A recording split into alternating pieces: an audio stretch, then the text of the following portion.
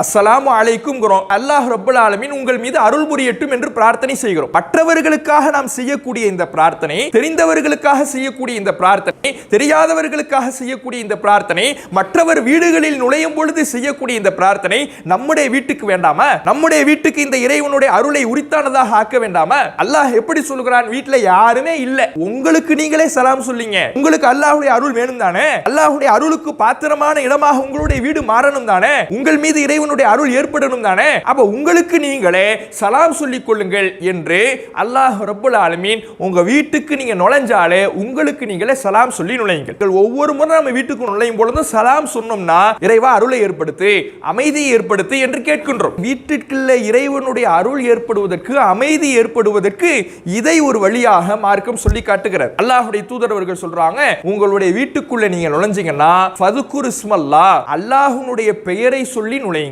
பிஸ்மில்லான்னு சொல்லி நுழைங்க. வீட்டுக்குள்ள நுழையும் பொழுது எப்படி சலாம் சொல்வது ஒரு மார்க்க வழிகாட்டலோ அதுபோல பிஸ்மில்லா என்று சொல்வதும் மார்க்க வழிகாட்டல். பிஸ்மில்லா என்று சொல்லி நுழையுங்கள். இப்போ ஒருத்தர் சொல்லி நுழையும் பொழுது அங்க இருக்கக்கூடிய ஷைத்தான்கள் மற்ற தன்னுடைய ஷைத்தானிய தோழர்களுக்கு சொல்வானா, ஃபலாம் அபீத்தலக்கும், இந்த வீட்டுல நமக்கு இன்னமே இடம் கிடையாது. வீட்டினுடைய உரிமையாளன் அல்லாஹ்வுடைய பெயரை சொல்லிட்டா இன்னமே நம்மளுக்கு இந்த வீட்டுல இடம் கிடையாதுன்னு சொல்லி அந்த ஷைத்தான் அந்த வீட்டை விட்டு விரண்டோடுகிறான். அஸ்ஸலாமு அலைக்கும் வரஹ்மத்துல்லாஹி வபரகாத்துஹு.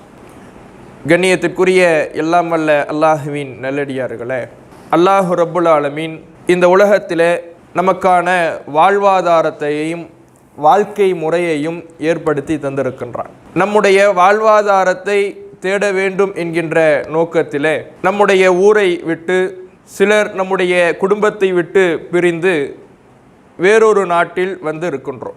இங்கு வந்தவர்களுடைய பெரும்பான்மையான நோக்கம் நாம் பொருளாதாரத்தை ஈட்ட வேண்டும், நம்முடைய குடும்ப கஷ்டங்கள் தீர வேண்டும், எப்பாடுபட்டாவது சொந்தமாக ஒரு வீடை கட்டிவிட வேண்டும்.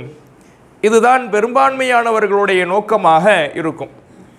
அதற்கு பின்பாக வீடு கட்டிவிட்டாலும் அதற்கு பின்பாக நம்முடைய பொருளாதார தேவைக்காக, அன்றாட தேவைக்காக நாம் இருந்தாலும் கூட ஆரம்பத்தில் வரக்கூடியவர்களுடைய நோக்கம் என்பது இதுவாகத்தான் இருக்கும்.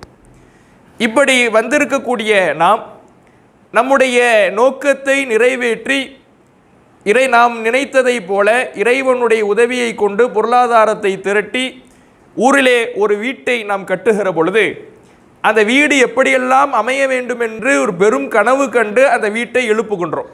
பெரிய பொருளாதார சிரமத்திற்கு மத்தியிலே பொருளாதாரத்தை திரட்டி பல்வேறு கஷ்டங்களை மேற்கொண்டு அந்த வீட்டை கட்டுகிறோம். அந்த வீட்டினுடைய அமைப்புகள் எப்படி இருக்க வேண்டும், வீட்டினுடைய அலங்காரம் எப்படி இருக்க வேண்டும், வீட்டினுடைய கலர் எப்படி இருக்க வேண்டும் என்பது முதற்கொண்டு கூட நாம் அதை பற்றிய பல்வேறு சிந்தனைகளிலே ஈடுபட்டு இங்கு இருந்தபடியே அந்த வீட்டை கட்டி எழுப்புகின்றோம். இப்படி ஓடி ஓடி உழைத்து நாம் கட்டக்கூடிய அந்த வீடு என்பது எப்போது அழகு பெறுவென்றால் நாம் செலக்ட் பண்ணுகிற கலரில் அது அழகு பெற்று விடாது. நாம் அலங்கார பொருட்களாக வீட்டில் சேமித்து வைத்திருக்கிற பொருட்களால் அது அலங்காரம் பெற்று விடாது. அது மனித கண்களை வேண்டுமானால் கவரலாமே தவிர நம்முடைய வீடு இறைவனுடைய அருளை பெறுகின்ற, இறைவனுக்கு பிடித்தமான வீடாக மாற வேண்டுமென்றால் அதற்கு சில அலங்காரங்களை மார்க்கம் நமக்கு சொல்லித் தருகிறது. அதை நாம் தெரிந்து கொண்டால் மாத்திரம்தான் இங்கு வந்து நாம் உழைக்கின்ற உழைப்பிற்கு அர்த்தம் இருக்கும். நம்முடைய வீட்டை நாம் இறைவன் சொல்லுகின்ற வகையிலே அலங்காரமாக அமைத்து கொண்டால் மாத்திரம்தான் வீடு என்பது அருள் நிறைந்ததாக இருக்க முடியும். இன்றைக்கு பல பேருடைய நிலையை பார்க்கிறோம். வெளிநாட்டில் வந்து சம்பாதித்திருப்பார், பொருளாதாரத்தை ஈட்டிருப்பார், தன்னுடைய மனைவிக்காக மக்களுக்காக பெரும்பாடுபட்டு கஷ்டத்தை சுமந்து பல்வேறு சிரமங்களுக்கு மத்தியிலே பொருளாதாரத்தை ஈட்டி வீட்டையும் கட்டி முடித்து ஒரு கட்டத்திலே தன்னுடைய ஊருக்கு திரும்பி செல்வார். வெளிநாட்டு வாழ்க்கையை தோடு முடித்து கொண்டு ஊர் திரும்புவோம் என்று சொல்வார். ஆனால் ஊருக்கு சென்ற பிறகுதான் தன்னுடைய எந்த வீட்டில் நான் நிம்மதியாக என்னுடைய கடைசி காலத்தை கழிக்க வேண்டும் என்று அவர் அந்த வீட்டை நோக்கி சென்றாரோ, எதற்காக கஷ்டப்பட்டாரோ அந்த வீட்டில் போய் அவர் இருக்கும் பொழுதுதான் அவருக்கு நிம்மதியற்ற நிலையே வரும். குடும்பத்தை பிரிந்து வேறொரு நாட்டில் வந்து கிடந்த பொழுது இல்லாத ஒரு நெருக்கடி, ஒரு மிகப்பெரிய பதட்டம் எல்லாம் அந்த தான் விரும்பி கட்டி வைத்த வீடுகளுக்கு போகும்போது தான் வரும். பெரிய விசாலமா வீடு கட்டியிருப்பார், ஆனால் அவருடைய மனம் ரொம்ப ஒடுங்கி ரொம்ப நெருக்கடிக்குள்ளாகி அந்த வீட்டில் முடங்கி ஒரு மன அமைதியை இழந்து மன நிம்மதியை இழந்து இருக்கக்கூடிய எத்தனையோ நபர்களை பார்க்க முடிகிறது. அப்ப ஏன் இப்படியான மாற்றம் நிகழ்கிறது? நாம் கஷ்டப்பட்ட அந்த உழைப்பெல்லாம் ஏன் வீணாகிறது? ஏனென்றால் நம்முடைய வீடு மனித கண்களை கவர வேண்டும் என்பதிலே நாம் காட்டிய அந்த அக்கறை, அதற்கு கொடுத்த முக்கியத்துவம், இறைவனுக்கு பிடித்தமான வீடாக, அருள் நிறை வீடாக நம்முடைய வீடு மாற வேண்டும் என்பதிலே நாம் கொடுக்கவில்லை என்பதைத்தான் இதை காட்டுகிறது. அல்லாஹ் ரப்பல் ஆலமீன் திருமறை குர்ஆனிலே வீடுகளை பற்றி சொல்லுகிறான். வல்லாஹு ஜஅல மின் புயூத்திக்கும் சக்கனா, உங்களுடைய வீடுகளில் தான் உங்களுக்கான மன அமைதியை ஏற்படுத்தி இருக்கிறான். அல்லாஹ் மன அமைதியை மனிதனுக்கு எங்க வச்சிருக்கிறான்னா வீட்டில் தான் வச்சிருக்கிறான். நாம எங்கெங்கேயோ நிம்மதியை தேடி அலைகிறோம். நம்முடைய நிம்மதி, நமக்கு மன அமைதி, மனம் ரொம்ப நெருக்கடியாக இருக்குது, பொருளாதார கஷ்டத்தை நினைத்து, நோயை நினைத்து, குடும்ப நிலையை நினைத்து, பிள்ளையினுடைய எதிர்காலத்தை நினைத்து என்று பல மன நெருக்கடிகளுக்கு இருக்கக்கூடிய நாம மன அமைதி எங்கெங்கே தேடி அலைகிறோம். ஒரு சுற்றுலா போயிட்டு வருவோம், கொஞ்சம் ரிலாக்ஸ் ஆகும், வெளியே போயிட்டு வருவோம், ரிலாக்ஸ் ஆகும் என்று நினைக்கிறோம். ஆனால் அல்லாஹ் சொல்லுகிறான், உங்களுடைய நிம்மதி உங்கள் வீடுகளில் தான் இருக்கிறது என்று. நமக்கு கேட்கும் பொழுதே ஆச்சரியமா இருக்கும், வீட்டில் நிம்மதியா? என் வீட்டுக்கெல்லாம் வந்து பாருங்க, உங்களால் ஒரு நாள் கூட, ஒரு மணி நேரம் கூட கழிக்க முடியாது என்று நம்ம பலரிடத்தில் சொல்லுவோம். அந்த அளவுக்கு வீடுனாலே ரொம்ப பாரமானதாக நினைத்து கொண்டு இருக்கிறோம். வீடுனாலே மன நெருக்கடிக்கான இடம். அங்கு நமக்கு நிம்மதியே இருக்காது. பல நேரத்தில் இந்த கொரோனா காலகட்டத்தில் வீட்டோடு முடக்கி போட்ட பொழுது பல பேர் பைத்தியம் பிடிச்ச மாதிரி தெரிஞ்சா, என்னடா இது வீட்டிலேயே முடங்கி கிடக்கிறோம், வெளியே போக முடியல என்று அதுவே பெரிய மன நெருக்கடிகளுக்கு மனிதர்களை மாற்றி அமைத்தது. இப்படியெல்லாம் நாம நினைக்கிறோம். ஆனா அல்லாஹ் சொல்றான், வீட்டில் தான் உங்களுக்கான நிம்மதி இருக்குது. அப்ப எப்போது நிம்மதி கிடைக்கும்? வீடு எப்போது நிம்மதி பெறுகின்ற இடமாக, நம் நிம்மதியை தருகின்ற இடமாக மாறும் என்றால் அந்த வீடு இறைவனுடைய வழிகாட்டலின்படி, இறைவனுடைய அலங்காரத்தின்படி அந்த வீடு அருள் நிறை வீடாக மாறுகின்ற பொழுதுதான் நமக்கான நிம்மதியை தருகின்ற இடமாக மாறும். அப்ப எப்படி அந்த வீட்டை நிம்மதியை தருகின்ற அருள் நிறைந்த வீடாக மாற்றி அமைப்பது என்பதை மார்க்கம் நமக்கு சொல்லி காட்டுகிறார். அதையெல்லாம் நம்முடைய வீட்டில் ஏற்படுத்துவதற்கு வழிகாட்டணும். அதெல்லாம் இருந்தால் மட்டும்தான் நாம் எதற்காக இங்கு கஷ்டப்படுகின்றோமோ அந்த நோக்கம் நாம் அங்கு இல்லாமல் கூட நம்முடைய வழிகாட்டலின்படி, மார்க்கம் தருகின்ற அறிவுரைகளின்படி நம்முடைய கனவு இல்லமாக, அருள்நிறை இல்லமாக, நிம்மதி தருகின்ற இடமாக நம்முடைய வீடுகள் மாறி அமையும். நபிகள் நாயகம் ஸல்லல்லாஹு அலைஹி வஸல்லம் அவர்கள் வீட்டை பற்றி சொல்றாங்க, மஸலுல் பைத்தில்லதி யுதுக்கருல்லாஹு ஃபீஹி வல்லதி லா யுதுக்கரு. எந்த வீட்டில் இறைவன் நினைவு கூறப்படுகின்றானோ அந்த வீட்டிற்கும், எந்த வீட்டில் இறைவனுடைய நினைவே இல்லாமல் இருக்கிறதோ அந்த வீட்டிற்கும் உதாரணம் க மஸலில் ஹய்யி வல் மய்யித், உயிரோடு இருப்பவனுக்கும் பிணத்திற்குமான உதாரணம், மரணித்தவருக்குமான உதாரணம் அல்லாஹ்வுடைய தூதர் அவர்கள் சொல்லி காட்டுகிறார்கள். ஒருத்தன் உயிரோடு இருக்கிறான், அவனால் செயல்பட முடியும், அவனால் எல்லா விதமான செயலாற்றலோடு அவனால் இருக்க முடியும், அவன் உயிரோட்டமாக இருக்கின்றான். பிணம் கிடக்குது. இந்த பிணம் எப்படி இருக்குதோ அது மாதிரி தான் அல்லாஹ்வுடைய நினைவு இல்லாத வீடு, இறைவனுடைய அருளை இழந்திருக்கும், அந்த வீடால் செயலாற்ற முடியாது, அந்த வீட்டிலே உயிரோட்டம் இருக்காது, ஒரு பிணத்திற்கு நிகராக இறைவனுடைய நினைவில்லாத வீடு இருக்கும் என்பதை நபிகள் நாயகம் ஸல்லல்லாஹு அலைஹி வஸல்லம் அவர்கள் ஒப்பிடுகிறார்கள். அப்ப நம்ம வீட்டில் அலங்காரம், பெயிண்ட் என்ன கலரில் இருக்குது, அதெல்லாம் மனிதர்களை கவரும். நல்ல கலரு சூப்பராக செலக்ட் பண்ணியிருக்கிறாரு, வீட்டில் இருக்கிற ஒவ்வொரு பொருட்களும் கண்களை கவருகிறது, அவ்வளவு முக்கியத்துவம் கொடுத்து பார்த்து ஒன்னொன்னையும் செஞ்சிருக்கிறாரு, ஒவ்வொரு பொருளுமே எங்கு வாங்கினார்னு அடுத்தவர்களை கேட்க தூண்டுகிறது. இதுவெல்லாம் மனிதர்களை கவரும். நம்முடைய வீடு மனிதர்களை கவர்ந்தால் போதாது, நம்முடைய வீடு மனிதர்களுடைய கண்களுக்கு அழகாக தெரிந்தால் போதாது, அல்லாஹ்விற்கு அது அழகாக தெரிய வேண்டும், அல்லாஹ்விடத்தில் அது விருப்பத்திற்குரிய இடமாக மாற வேண்டும்.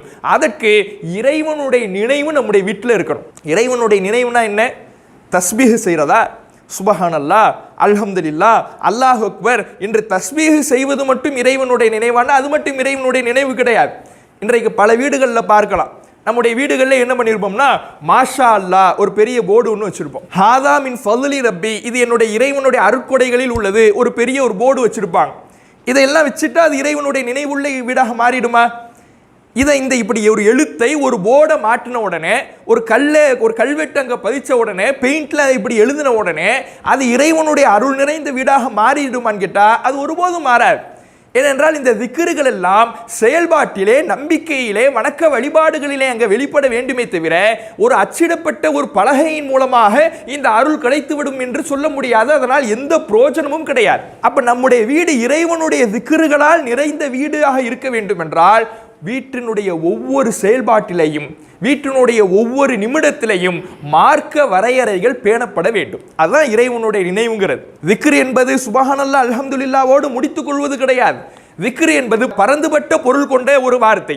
நம்முடைய ஒவ்வொரு செயல்பாடுகளிலேயும், வீட்டினுடைய ஒவ்வொரு நிமிடங்களிலேயும் அல்லாஹ்வுடைய நினைப்பு, அல்லாஹ்வுடைய வழிகாட்டுதல், மார்க்கம் சொல்லுகின்ற வரையறைகள் பேணப்படுகின்ற பொழுது அந்த வீடு இறைவனுடைய அருளால், இறைவனுடைய திக்ர்களால் நிறைந்த வீடாக மாறும். இறைவனுடைய திக்ர்கள் ஒரு வீட்டிலே நிறைந்து விட்டாலே அல்லாஹ்வுடைய அருள் இறங்க ஆரம்பித்து விடுகிறது.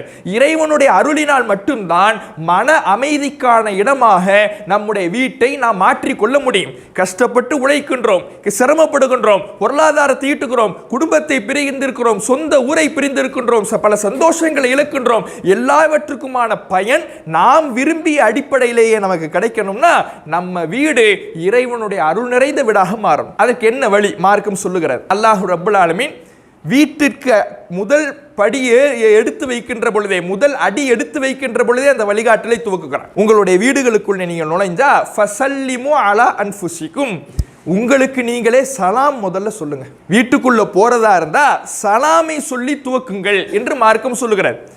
நம்முடைய வீடுகளுக்குள்ள போறோம்னா பெரும்பாலும் நமக்கு தெரிந்தவர்களிடத்துல நம்ம சலாம் சொல்லி விடுகின்றோம், மற்றவர்களிடத்திலே சலாம் சொல்லி விடுகிறோம், மற்றவர்களுடைய வீட்டுக்குள்ளே போகும் பொழுது கூட சலாம் சொல்லி விடுகிறோம். ஆனால் நம்ம வீட்டுக்கு உள்ள போகும் பொழுது நம்ம இடத்துல சலாம் சொல்லுகிற பழக்கம் இருக்கிறதா என்று கேட்டால் பெரும்பான்மையானவர்களிடத்தில் அந்த பழக்கம் கிடையாது. சலாம்னா என்ன? அல்லாஹ்வுடைய அருளை தேடுறது தானே. அஸ்ஸலாமு அலைக்கும்ங்கிறோம், அல்லாஹ் ரப்பல் ஆலமீன் உங்கள் மீது அருள் புரியட்டும் என்று பிரார்த்தனை செய்கிறோம். மற்றவர்களுக்காக நாம் செய்யக்கூடிய இந்த பிரார்த்தனை, தெரிந்தவர்களுக்காக செய்யக்கூடிய இந்த பிரார்த்தனை, தெரியாதவர்களுக்காக செய்யக்கூடிய இந்த பிரார்த்தனை, மற்றவர் வீடுகளில் நுழையும் பொழுது செய்யக்கூடிய இந்த பிரார்த்தனை நம்முடைய வீட்டுக்கு வேண்டாமா? நம்முடைய வீட்டுக்கு இந்த இறைவனுடைய அருளை உரித்தானதாக ஆக்க வேண்டாமா? அல்லாஹ் எப்படி சொல்லுகிறான்? வீட்டில் யாருமே இல்லை, உங்களுக்கு நீங்களே சலாம் சொல்லிங்க. உங்களுக்கு அல்லாஹ்வுடைய அருள் வேணும் தானே? அல்லாஹ்வுடைய அருளுக்கு பாத்திரமான இடமாக உங்களுடைய வீடு மாறணும் தானே? உங்கள் மீது இறைவனுடைய அருள் ஏற்படணும் தானே? அப்ப உங்களுக்கு நீங்களே சலாம் சொல்லிக் கொள்ளுங்கள் என்று அல்லாஹ் ரப்பல் ஆலமீன் உங்க வீட்டுக்கு நீங்க நுழைஞ்சாலே உங்களுக்கு நீங்களே சலாம் சொல்லி நுழையுங்கள். அப்ப சலாமின் மூலமாக நாம் வீட்டிற்குள்ளே நுழைகின்ற முதல் எடுத்து வைக்கின்ற அடியே சலாமை கொண்டு முடியுங்கள். ஒவ்வொரு முறை நம்ம வீட்டுக்கு நுழையும் பொழுதும் சலாம் சொன்னோம்னா இறைவா அருளை ஏற்படுத்து, அமைதியை ஏற்படுத்து என்று கேட்கின்றோம். அப்ப வீட்டிற்குள்ள இறைவனுடைய அருள் ஏற்படுவதற்கு, அமைதி ஏற்படுவதற்கு இதை ஒரு வழியாக மார்க்கம் சொல்லி காட்டுகிறார். நபிகள் நாயகம் ஸல்லல்லாஹு அலைஹி வஸல்லம் அவர்கள் இன்னொரு முறையும் சொன்னாங்க. முஸ்லிமிலே பதிவு செய்யப்பட்ட செய்தி. அல்லாஹ்வுடைய தூதர் அவர்கள் சொல்றாங்க, உங்களுடைய வீட்டுக்குள்ள நீங்க நுழைஞ்சீங்கன்னா ஃபதுகுர் இஸ்மல்லா, அல்லாஹ்வுடைய பெயரை சொல்லி நுழையுங்கள், பிஸ்மில்லான்னு சொல்லி நுழைங்க. வீட்டுக்குள்ள நுழையும் பொழுது எப்படி சலாம் சொல்வது ஒரு மார்க்க வழிகாட்டலோ அதுபோல பிஸ்மில்லா என்று சொல்வதும் மார்க்க வழிகாட்டல். பிஸ்மில்லா என்று சொல்லி நுழையுங்கள். இப்படி சொல்லும் பொழுது என்ன நிலைமை ஏற்படும்னா, இப்போ ஒருத்தர் சொல்லி நுழையும் பொழுது அங்க இருக்கக்கூடிய ஷைத்தான்கள், ஷைத்தானிய கூட்டத்தார், ஷைத்தான் மற்ற தன்னுடைய ஷைத்தானிய தோழர்களுக்கு சொல்வானா, ஃபலா மபீத்தலக்கும், இந்த வீட்டில் நமக்கு இன்னமே இடம் கிடையாது. வீட்டினுடைய உரிமையாளன் சலாம் சொல்லி உள்ள வந்துட்டான், அல்லாஹ்வுடைய பெயரை சொல்லிட்டான், இன்னமா நம்மளுக்கு இந்த வீட்டில் இடம் கிடையாதுன்னு சொல்லி அந்த ஷைத்தான் அந்த வீட்டை விட்டு விரண்டோடுகிறான். இது ஒரு மானசீகமாக புரிந்து கொள்ள வேண்டிய விஷயம். ஷைத்தான் என்பவன் இரத்த நாளங்களில் கூட ஓடிக்கொண்டுதான் இருக்கிறான். ஆனால் அந்த இறைவனுடைய பெயரை கொண்டு வீட்டிற்குள்ளே நுழையும் பொழுது ஷைத்தானிய காரியங்கள், ஷைத்தானிய சிந்தனைகள் தூரமாகுவதற்கு ஒரு வழிவகையாக நபிகள் நாயகம் ஸல்லல்லாஹு அலைஹி வஸல்லம் அவர்கள் சொல்லிக் கொடுக்கிறார்கள். இன்றைக்கு பாருங்க, வீடுகளில், முஸ்லீம் வீடுகளில் திருமறை குர்ஆன் ஒலிப்பது கிடையாது, தொழுகை நிறைவேற்றப்படுவது கிடையாது. சினிமா காட்சிகளும், சீரியல் காட்சிகளும், இசை நிகழ்ச்சிகளும், பாடல்களும் தான் அதிகமாக தெரு முனைவரை கேட்டுக்கொண்டு இருக்கிறது. அப்ப இதுவெல்லாம் எப்படி இறைவனுடைய அருளை நம்முடைய வீடுகளில் ஏற்படுத்தும்? அல்லாஹ்வுடைய அருள் இல்லை என்றால் வீட்டில் நிம்மதியாக இருக்க முடியுமா?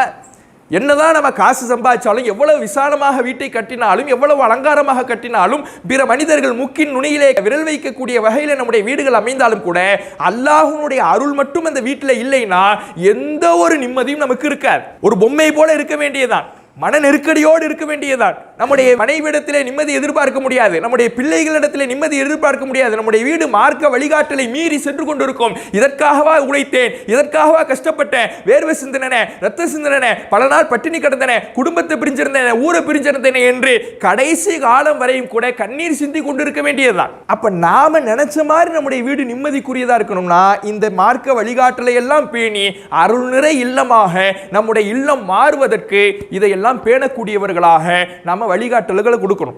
அப்ப பிஸ்மில்லா என்று சொல்லும் பொழுது ஷைத்தான் அந்த வீட்டை விட்டு தூரமாகிறான் என்று நபிகள் நாயகம் ஸல்லல்லாஹு அலைஹி வஸல்லம் சொல்றாங்க.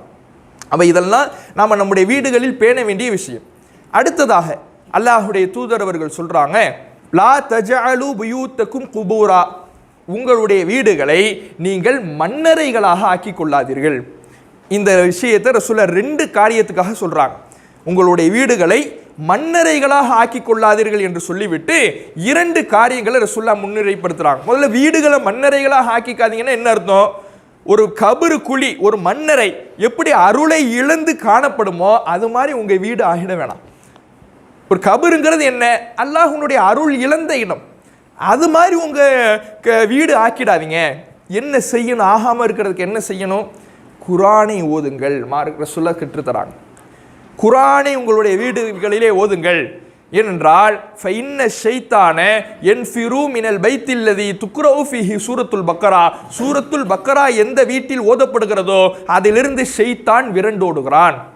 திருமறை குர்ஆனை வீட்டில் எடுத்து வச்சு ஓதுங்க. அந்த குர்ஆனை ஓதுகின்ற பழக்கத்தை வீட்டில் இருக்கக்கூடிய ஒவ்வொருவரிடத்திலையும் கொண்டு வாருங்கள். திருமறை குர்ஆனை ஓதுகிற பொழுது நாம நன்மைகளையும் அடைந்து கொள்ளலாம். திருமறை குர்ஆனுடைய கருத்துக்களை உள்வாங்குகிற பொழுது இறையச்சத்தையும் பெற்றுவிடலாம். அவ இறையச்சத்தையும் நன்மையையும் அதிகமாக அடைவதற்கான வழியாக இருக்கிற குர்ஆன் ஒவ்வொரு நாளும் வீட்டில் இருக்கக்கூடிய ஒவ்வொரு உறுப்பினர்களாலும் அந்த வீட்டில் நிறைவேற்றப்படுகிறது என்றால் ஷைத்தானிய காரியங்களுக்கு வேலை இருக்குமா? பாவங்களை நோக்கி நம்முடைய பிள்ளை தடம் மாறுவானா? மனைவி கட்டுப்பாடற்ற நிலையிலே செல்வார்களா? எந்த ஒரு நிலையுமே மார்க்க அடிப்படையில் இருக்கணும்னா அங்க குர்ஆன் ஓதப்பட வேண்டும் என்று மார்க்கம் நமக்கு வழிகாட்டுகிறது. குறிப்பாக சூரத்துல் பக்கராவை ஓதுங்கள் என்று அல்லாஹ்வுடைய தூதர் அவர்கள் சொல்றாங்க. அப்ப இந்த நிலை இன்றைக்கு எத்தனை வீட்டில் இருக்குது? குர்ஆனை எடுத்து வச்சு ஓதுற பழக்கம் இன்னைக்கு எத்தனை வீட்டில் இருக்குது? ரமலான் மாதத்தில் வேண்டாம் இருக்கும். ரமலான் மாதத்தில் வேணா குர்ஆனை எடுத்து வச்சு ஓதுவாங்க. அதுவும் பெண்கள் ஓதுவாங்க. ஆண்கள் பள்ளிக்கு போகும் பொழுது நேரம் கிடைச்சா ஓதுவாங்க. போன்லயே குர்ஆன் இருக்கும், ஆனா ஓதுவதற்கான நேரத்தை ஒதுக்குவது கிடையாது. அப்ப வீட்டில் தினந்தோறும் குர்ஆனை எடுத்து வைத்து ஓதுகின்ற பழக்கம் ஒவ்வொரு முஸ்லிம் வீடுகளிலேயும் இருக்கின்ற பொழுது அது அல்லாஹ்வுடைய அருளை அந்த வீட்டிற்கு பெற்றுத்தரும். அதுதான் அல்லாஹ்வுக்கு பிடித்தமான வீடாக நம்முடைய வீடுகளை மாற்றும் என்பதை அல்லாஹ்வுடைய தூதர் அவர்கள் சொல்றாங்க. இன்னொரு விஷயத்தையும் ரசூலுல்லாஹ் சொல்றாங்க, லா தஜஅலு புயூத்தக்கும் குபூரா, உங்களுடைய வீடுகளை நீங்கள் மண்ணறைகளாக ஆக்கிக் கொள்ளாதீர்கள். ஏனென்றால் உங்களுடைய வீடுகளிலே நீங்கள் தொழுங்கள். இஜஅலு மின் ஸலாத்திக்கும் ஃபீ புயூத்திக்கும், உங்களுடைய தொழுகைகளில் சிலவற்றை உங்களுடைய வீடுகளில் ஆக்குங்க. வீடுகளில் தொழுகைகள் நிறைவேற்றப்பட வேண்டும். வீடுகள் என்பது மண்ணறைகளாக ஆகிவிடக்கூடாது. மண்ணறைகள் தான் தொழுவதற்கு தடுக்கப்பட்ட இடம். அது போன்ற உங்களுடைய வீடுகளை நீங்கள் ஆக்கிக் கொள்ளாதீர்கள். தொழுவதற்கு தடுக்கப்பட்ட இடத்தை போல உங்களுடைய வீடை ஆக்கிக்காதீங்க. உங்களுடைய வீடுகளில் தொழுவுங்கள், தொழுகை நிறைவேற்றுங்கள் என்று அல்லாஹ்வுடைய தூதர் அவர்கள் சொல்றாங்க. ஆண்களை பொறுத்தவரையிலே கடமையான தொழுகைகளை பள்ளிவாசலில் தான் நிறைவேற்ற வேண்டும். சுன்னத்தான தொழுகைகளை பொறுத்தவரையிலே வீட்டில் நிறைவேற்றுவதுதான் சிறந்ததுங்கிறாங்க ரசூலுல்லாஹ். பெண்கள் வீட்டில் தொழுவது சிறந்தது. ஆண்களை பொறுத்தவரையிலே கடமையான தொழுகைகளை பள்ளிவாசலிலேயும் சுன்னத்தான தொழுகைகளை வீடுகளிலையும் தொழுவணும்.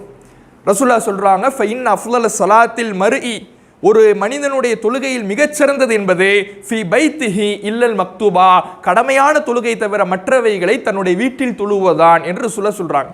அப்ப நம்முடைய வீட்டில் தொழுகை, உபரியான தொழுகைகள், சுன்னத்தான தொழுகைகள் நிறைவேற்றப்பட வேண்டும் என்பது இந்த செய்தியிலிருந்து நமக்கு தெரிய வருகிறது. இதில் 2 நன்மையை நம்ம பெறலாம். ஒன்று என்னன்னா, நாம் அல்லாஹ்வுடைய நன்மையை நம்முடைய வீட்டில் பெற்று இறைவனுடைய அருளை பெறுவதற்கு அது ஒரு காரணமாக அமையும். இன்னொரு விஷயம் என்னன்னு பார்த்தீங்கன்னா, நம்ம வீட்டில் தொழுறதே கிடையாது. தொழுகைங்கிற வாடையே நம்முடைய வீட்டில் இல்லைன்னா அதை பார்த்து வளர்கிற பிள்ளை எப்படி வளரும்? அவனுக்கு தொழுகைனா என்னன்னே தெரியாது. கடைசியில் அவன் வளர்ந்து ஒரு டீனேஜ் பருவத்தை, 13 பருவத்தை அடையும் பொழுது நீ தொழுடான்னு சொன்னால் அவனுக்கு தான் தெரியலையே. சின்ன வயசுலேருந்து பார்த்தது இல்லை. சிறிய வயதிலிருந்து தினந்தோறும் அன்றாடம் தொழுகையினுடைய காட்சியை தன்னுடைய வீட்டிலே தன்னுடைய தகப்பனாரோடு தன்னுடைய தாயோடு அந்த காட்சியை பார்த்து ஒரு பிள்ளை வளர்கிறான் என்றால் அது அவனுடைய வாழ்க்கை ஓட்டமாக மாறி இருக்கும்.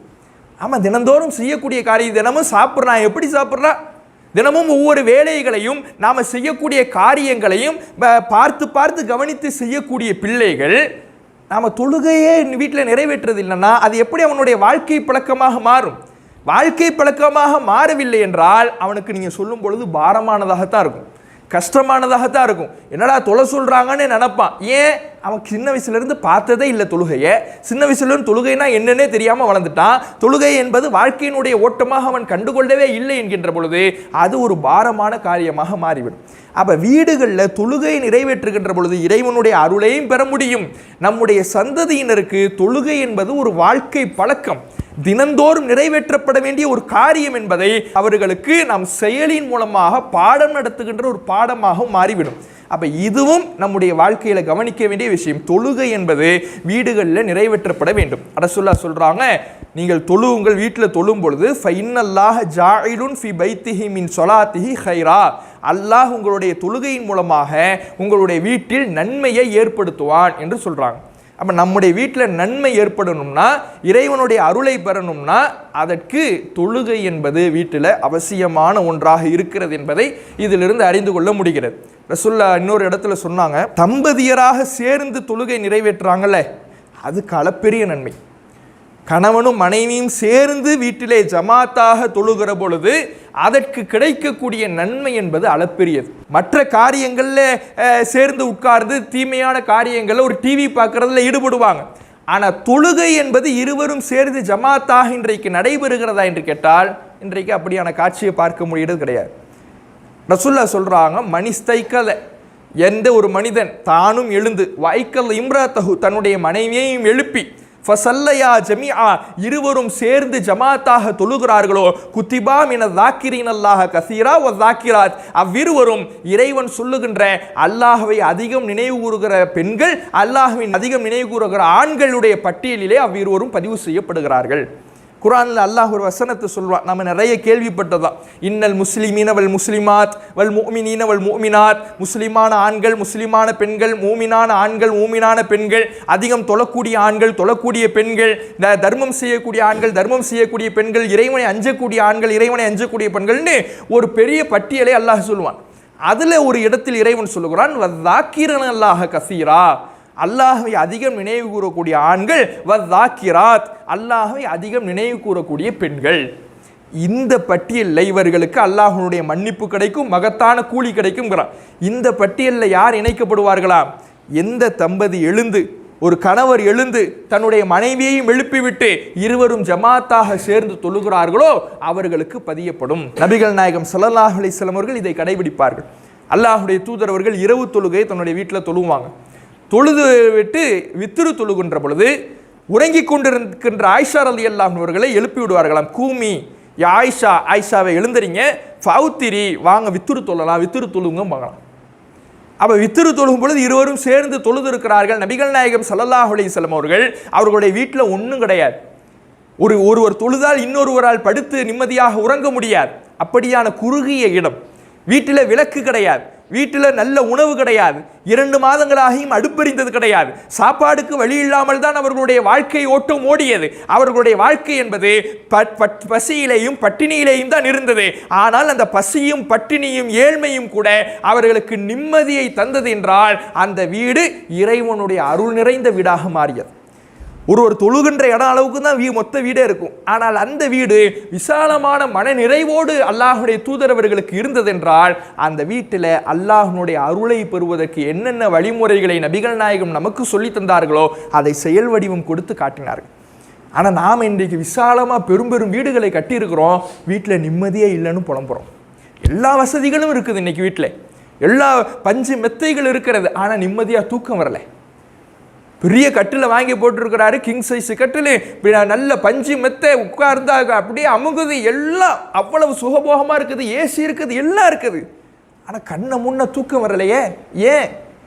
அல்லாஹ்வுடைய அருள் வீட்டில் இல்லை. இறைவனுடைய அருள் மறக்கடிக்கப்படுகிறது, இறைவனுடைய நினைவு மறக்கடிக்கப்படுகிறது.